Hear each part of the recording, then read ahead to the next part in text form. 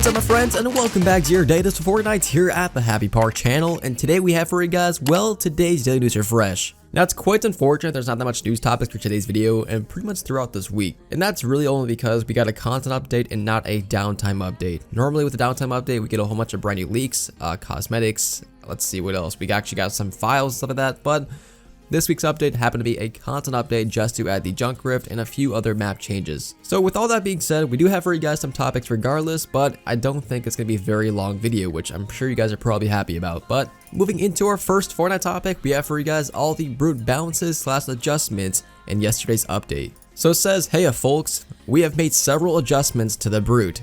These changes are now live in all game modes, and you do not need to download or patch your client. We will also be temporarily disabling the junk rift for this weekend's FNCS tournament and arena playlist until the 10.20 update. Brute decreases the maximum amount of rockets fired by the brute in a single charge from 10 to 6.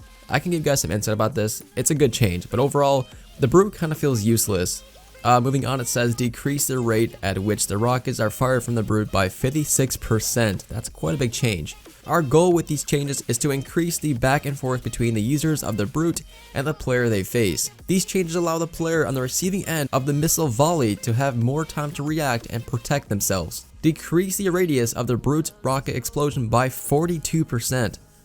Our goal with this change is to improve consistency and understanding around focus barrages of missiles. Brutes will continue to be a strong option against structures, but less lethal against players. Increase the dash cooldown from 3 seconds to 5 seconds.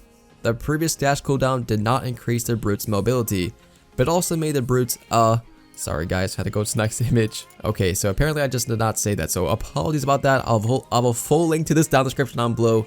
And yes, so it's completely just sorry about that. I'm not quite sure why I did not save it all the way, but it says decrease the velocity gain from boosting while in air by 33%. We want to reduce the brute's ability to engage and disengage at long distances to encourage a more strategic approach to an encounter. In general, we hope to shift brutes away from being highly mobile and put more emphasis on their already defensive nature. The brute no longer grants materials to be driven and passengers when stomping or dashing through the environment. Note, this change should roll out shortly after the following changes. Our goal is to add more tension between being in and out of the brute, as well as reduce instances where players can farm faster than intended without exposing themselves to danger. Alright, so I'm kind of disappointed about this one. When you guys are inside the brute, you guys no longer get materials after stopping through things, which I think was a great change. Most people, like myself, only use the brute to farm materials, and I usually just blow it up and leave it. I didn't really care about the brute. I honestly hated using it. I think it's absolutely horrible as it is, and it's even worse nowadays, so hopefully we see a massive increase of people not using the brute, because overall it's quite a big nerf. But moving on to the actual spawn changes, it says this: adjusted the variability of spawn rates from storm phases 1, 2, and 3 in core modes. Arena spawn rates will remain unchanged. So I kind of feel like this is taking up way too much time, so just simply pause the video and read through all the brand new spawn rates, as I'm sure you guys don't even want to hear me read through it anyway. Previously, the early stages of the match were guaranteed a minimum amount of brutes. We like to provide a little more variance to that experience, so that the matches don't play out all the same. The overall average number of brutes per game is reduced slightly. Decrease the material cost of using the gunner's overshield from 200 to 75. Our goal is to further emphasize use of materials for positive defensive benefit. Increase the health of the brute from 1,250. With the above changes, users of the brute need to play a bit more strategic than before. And last but not least, some info about the junk rift. The junk rift has been temporarily vaulted from the arena playlist. This is due to an audio issue caused when the portal is significantly higher than a player. Alright guys, so that's all the changes for the brute, all the balance adjustments, and all that good stuff. Now let me know in the comment section down below if you are happy with these adjustments. Me personally, I know you guys don't even care, but my personal opinion is the brute was already kind of useless, as you could legit just run up to it and just self-destruct it, and that's really about it. Aside from that, it is now even less powerful, so I think it's a perfect chance to, have a great counter against this. So with all that being said, we have for you guys some more topics, so let's get to our next upcoming Fortnite topic. So you guys definitely know the Starwalker skin was supposed to be releasing with the junk rift a few days ago, but unfortunately, it looks like that was not the case. Now we do have for you guys finally an HD video of the Starwalker skin, so I want to play that for you guys, and afterwards we will most definitely discuss it.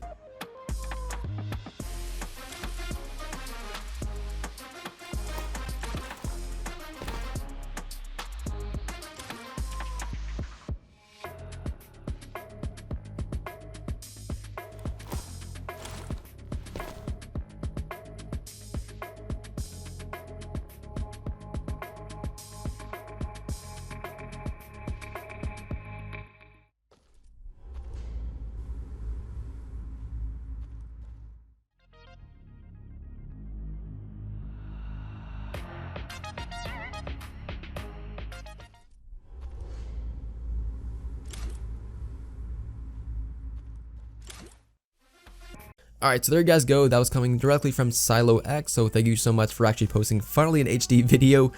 Before we did not have any HD, it was just to do like 480p, so definitely a great little update right there, and definitely a great showcase. Now, quite frankly, we're not quite sure when the skin will be releasing, but overall, it's definitely a hyped up skin. Moving into our next Fortnite topic, we have for you guys some adjustments to save the world. Get ready to harvest in style. We are happy to announce that pickaxes are coming to the locker and save the world in V10.20's update. Pickaxe selection will be added to the locker tab, giving you the ability to customize your harvesting tool with any pickaxe in your collection, from both Save the World and Battle Royale. Great update so far.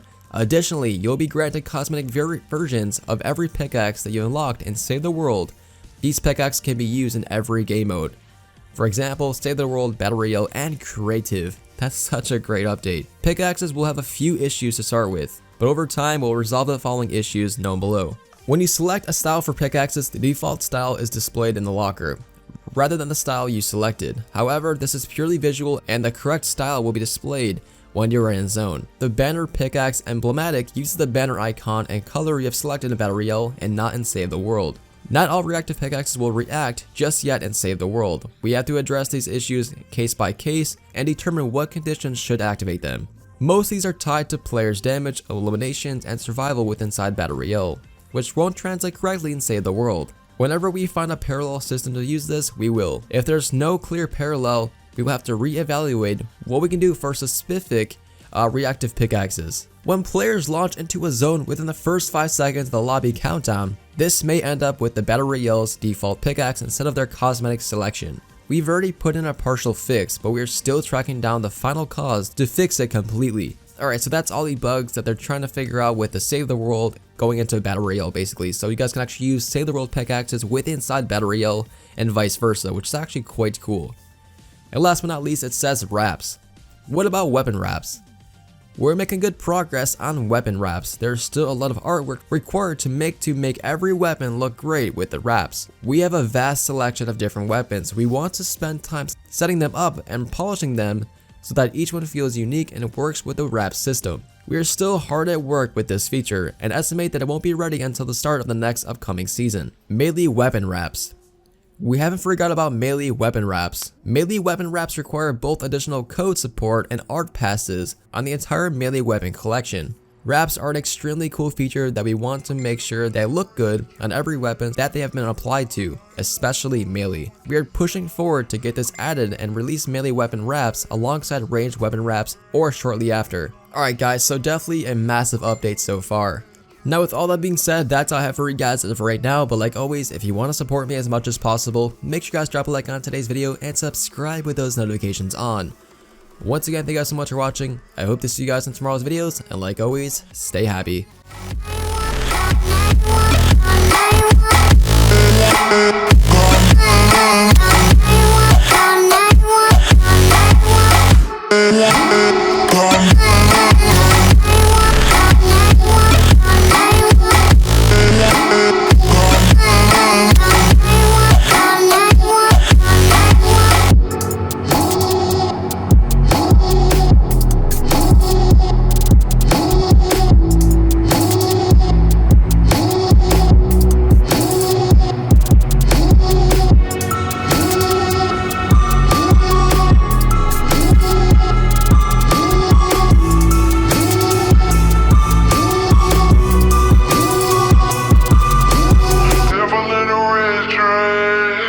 Call 911 on my killer.